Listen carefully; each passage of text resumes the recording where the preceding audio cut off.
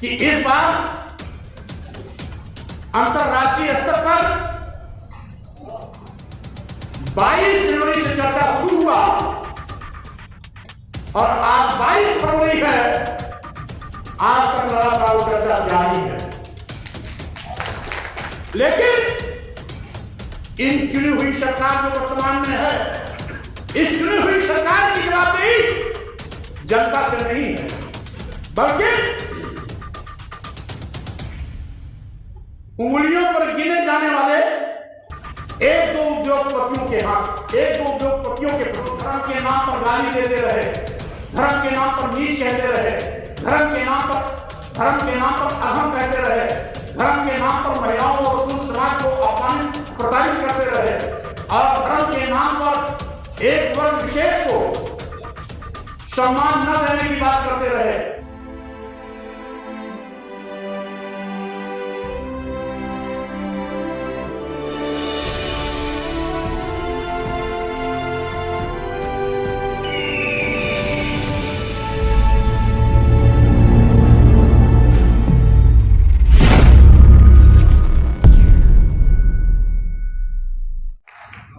तुमने बाबा साहब डॉक्टर अम्बेडकर का भले अपमान कर दिया, विश्व के सबसे बड़े विद्वान होने के बावजूद भी तुमने पद पर उनके जाति अपमान कर दिए हो।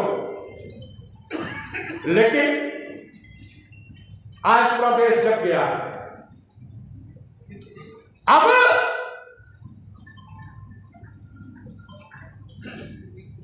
पूजे विप्र सकल गुणहीना, इतना कर तो गनीमत है, तुम अपने को पुजवाते किसको क्या आवश्यकता? आप पुजवा लेते, किसी कोई आपत्ति नहीं। सकल गुणहीना, कहीं कहीं है शील गुणहीना, यानी शील गुण दोनों से हीन हो, चोर हो, लंपट हो, व्यभिचारी, दुराचारी, देशद्रोही, राष्ट्रद्रोही, कुछ भी हो, इनकी भाषा में अगर वो विप्र है तो उसका सम्मान करो। इस पर भी हमको एतराज नहीं था, लेकिन आगे क्या लिख दिया कि पूजन शूद्र गुण ज्ञान न प्रवीण, कितना भी गुणी हो, कितना भी ज्ञानी हो, ज्ञान में प्रवीण हो, फिर भी उसका सम्मान मत करो। यह अन्याय भारतीय संविधान के रहते नहीं चलेगा। माननीय प्रधानमंत्री जी, आप भी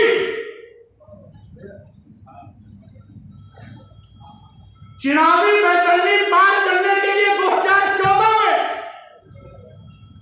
हर जगह मंचों से कहे थे कि फला पार्टी ने हमको नीच कह दिया क्योंकि हम पिछड़ी जात में पैदा हुए हैं। 2014 पार्लियामेंट चुनाव के पहले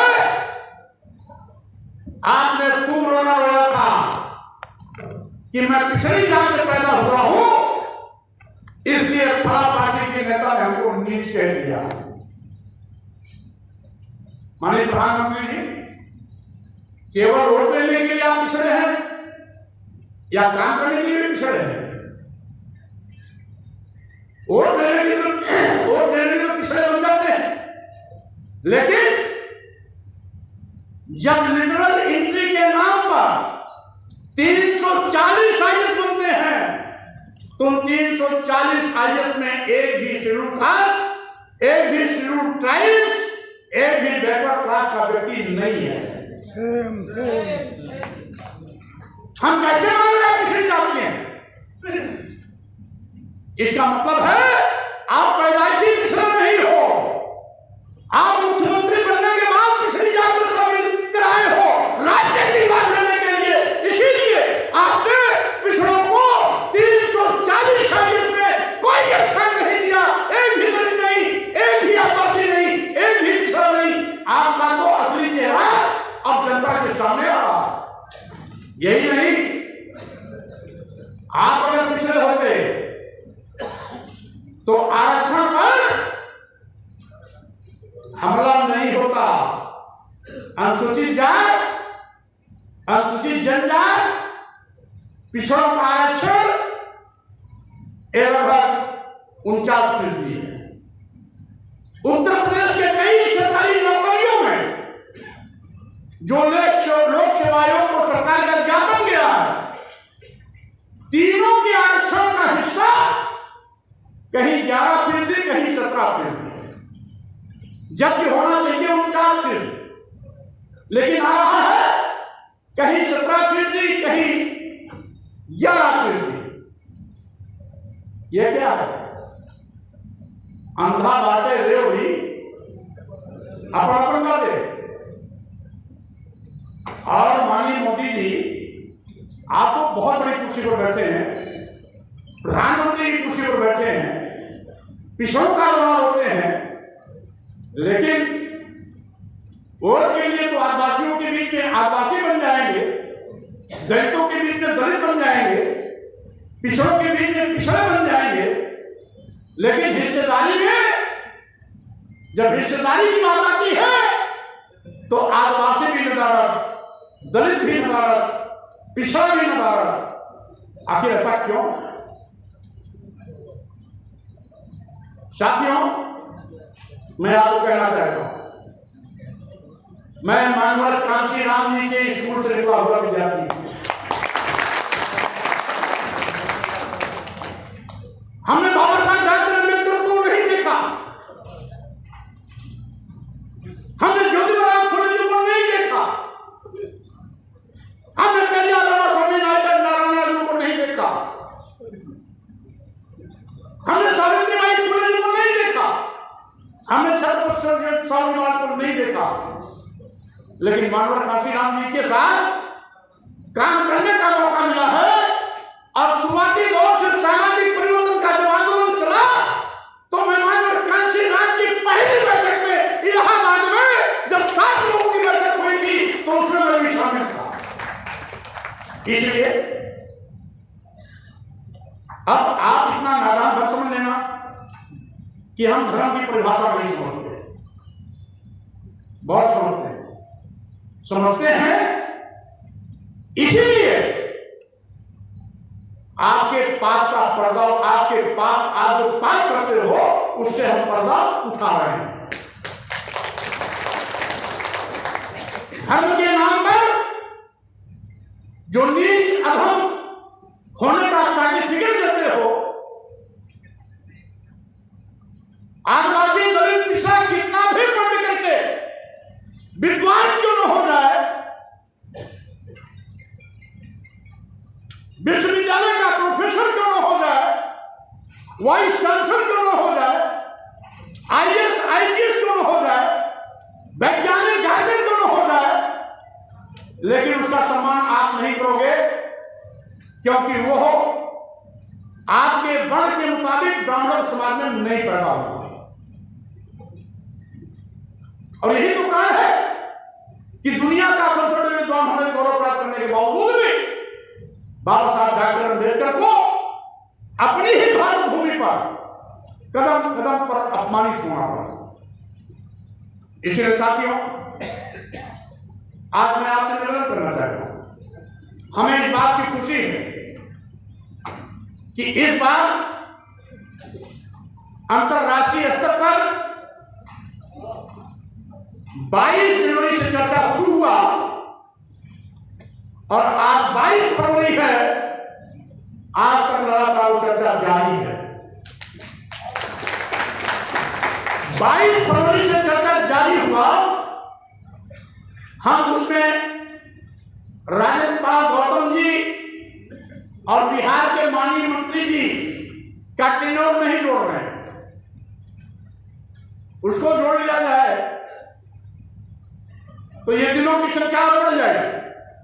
हमने तो केवल जो मैंने आवाज उठाई 22 जनवरी को, वो आज तक अंतरराष्ट्रीय प्लेटफॉर्म पर चर्चा का विषय बना। गांव के चट्टी चौराहे, चाय की दुकान से लेकर सचिवालय और विश्वविद्यालय तक आज विचार विमर्श हो रहा है। ये शुभ संकेत है, ये शुभ संकेत है, ये लोकतंत्र है। माननीय मोदी जी, ये लोकतंत्र है। लोकतंत्र का कत्लेआम कर भारतीय संविधान की धज्जियां उड़ाकर आप सत्ता में ज्यादा दिन तक नहीं रह सकते। जिस तरीके से केंद्र और प्रदेश सरकार की काली करतूतें आज जाहिर हो रही हैं, उससे मैं दावे के साथ कह देना चाहता हूं, 2024 का लोकसभा चुनाव भाजपा की विदाई का चुनाव होगा, क्योंकि जब चुने हुए लोग,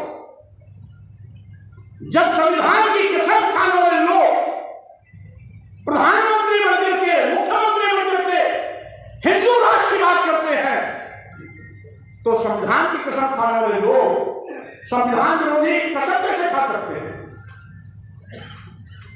हमारा देश सभी धर्मों का है, सभी पंथों का है। भारतीय संविधान सभी धर्म और पंथ को बराबर सम्मान देता है। यह जितना हिंदुओं का है उतना ही मुसलमानों का भी है, उतना ही ईसाइयों का भी है, उतना ही सिखों का भी है, उतना ही बौद्धों का भी है, उतना ही जैनों का भी है। यह देश सबका, सबके बाद दादा पुरखों का इस देश की आजादी में खून बहा है। सभी के सपने थे कि हमारा देश आजाद होगा, हमारा अपना कानून होगा, हमारा अपना संविधान होगा, हमारा अपना झंडा होगा, हम संपूर्ण राष्ट्र के नागरिक होंगे, हम खुशहाली के दौर से गुजरेंगे, समता का भाव होगा और एक साथ हाथ जोड़कर, हाथ मिलाकर के सब आगे बढ़ेंगे। लेकिन सत्ता में बैठे हुए लोग आज हाथ मिला के चलने की बात तो दूर, वो तो संविधान से खिलवाड़ करने की सोच रहे हैं। सरकार ने तो अपना चरित्र बदल दिया।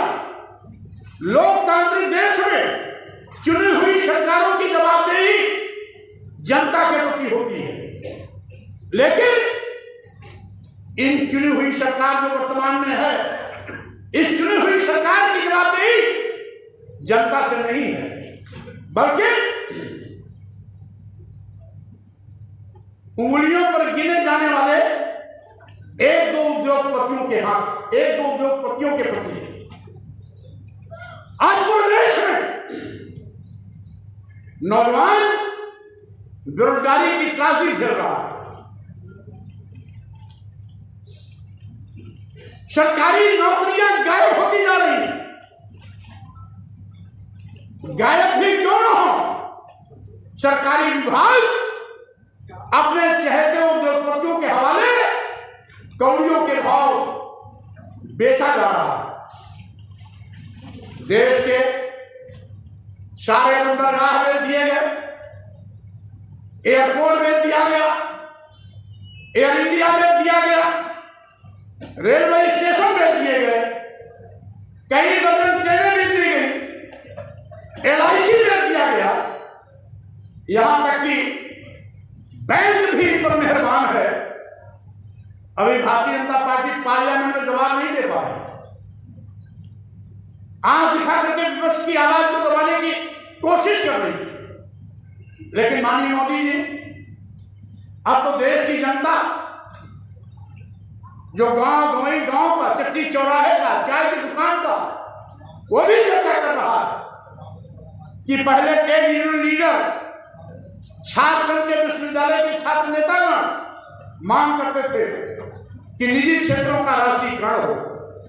आजादी के बाद आप अमृत महोत्सव मना रहे हो, और इस अमृत महोत्सव में देश को कुछ देने के बजाय देश की राष्ट्रीय संपत्तियों को, राष्ट्रीय संपत्तियों को निजी हाथों में देने का बात कर रहे हैं। आज नौजवान थका महसूस कर रहा है। अगर सरकारी विभाग कभी आपने बेचने की शुरुआत किया जो आपकी पॉलिसी है, सारे सरकारी विभाग बारी बारी से उद्योगपतियों को रवि की तरह बांट दोगे, तो आगे आने वाले समय में भी हमारे देश की बेटियां और बेटे सरकारी नौकरी कहां पाएंगे, जब सरकारी विभाग ही उद्योगपतियों के हवाले हो जाएंगे तो सरकारी नौकरियों के लाले पड़ जाएंगे। महंगाई से किसान, गरीब, मजदूर, महिलाओं की कमर टूट गई है। रसोइयां संभालने वाली महिलाएं रसोइयां कैसे चलाती हैं, तंगहाली का हालत उनसे जानिए। आज गरीब मजदूर किसान किस तरीके से आंखों की चक्की में पिस रहा है, उसका दर्द उससे जाके पूछिए। विकास काम ठप है, जीएसटी लघु एवं मध्यम व्यापारियों के लूट और शोषण का माध्यम बन गया है। आज सरकारी प्रतिष्ठान बेचे जा रहे हैं, संविधान के द्वारा दिया गया अधिकार खत्म किया जा रहा है, आरक्षण का गला घोटा जा रहा है। और इसीलिए मैंने ठान लिया है कि हमने अगर कदम बढ़ाया है 97% लोगों के सम्मान और स्वाभिमान का, तो यह कदम न रुकने वाला है, न पीछे हटने वाला है, आगे बढ़ता रहेगा।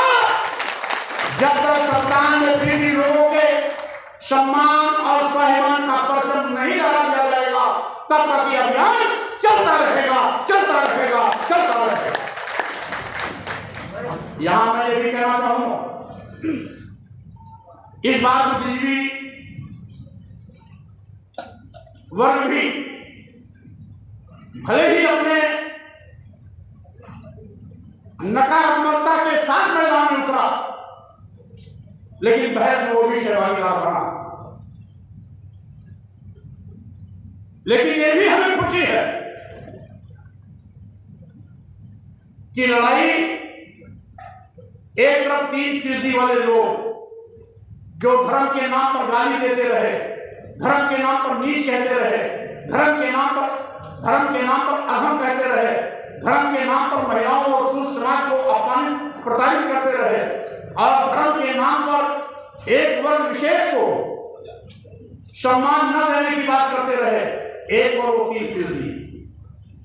और दूसरी तरफ 97% वो लोग हैं जो धर्म के नाम पर लूटे जाते रहे, धर्म के नाम पर नीच अधम कहे जाते रहे, धर्म के नाम पर प्रताड़ित अपमानित किए जाते रहे, धर्म के नाम पर शोषण होता रहा, और धर्म के नाम पर चढ़ावा चढ़ाते रहे, गाली देने वालों को बांध हुआ हलवा खिलाते रहे। और इसीलिए सारी चाबी आपके हाथ में है।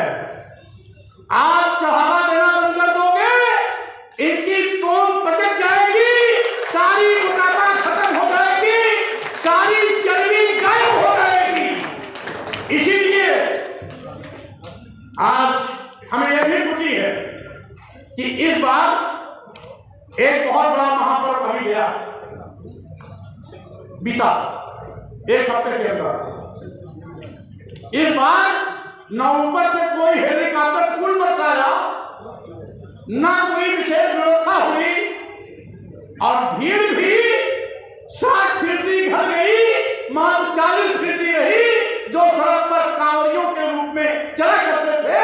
इस बार किसी ने देखा होगा तो भीड़ गायब हो गई। यह विचार विमर्श का नतीजा रहा।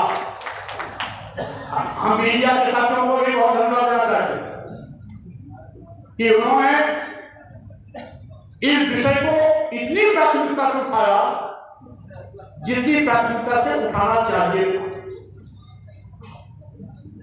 महिलाओं को सम्मान दिलाने के लिए और इस देश को, देश के वंचितों को नीच अधम अपमानित प्रताड़ित किए जाने से बचाने के लिए उन्होंने इस मुद्दे को बड़ी बड़ीता के साथ उठाया, प्राथमिकता के साथ उठाया। इसलिए उनको भी धन्यवाद देता हूं। अभी 4 दिन पहले मैं महाराष्ट्र के कार्यक्रम में गया, क्योंकि इधर हाउस भी चल रहा है, कार्यक्रम तो बहुत देशों प्रदेशों के मांगे जा रहे हैं, मैं नहीं दे पा रहा हूं। अब चूंकि विनोद मिलिंद जी ये मानवर कांशीराम साहब के सहयोगियों में से रहे हैं, शुरुआती दौर से हमने इनको देखा है, इसलिए इनके सम्मान में मैं नाम नहीं कर पा रहा। जबकि आज बजट प्रस्तुत होना था, मुझे हाउस में रहना चाहिए था, लेकिन मिलिंद जी की बात को मैं काट नहीं पाया, इसलिए आपके बीच में दौड़ा चला आया। तो साथियों, मैं विशेष रूप से मिलिंद जी इनके आयोजक साथियों को बहुत धन्यवाद देता हूं, जो इन्होंने जल्दी जल्दी में इस ऐतिहासिक कॉन्स्टिट्यूशन क्लब में कार्यक्रम बुला करके आप सबसे मिलने जुलने का अवसर दिया। हमें खुशी है कि इस अभियान में आप सभी मजबूती से खड़े हैं।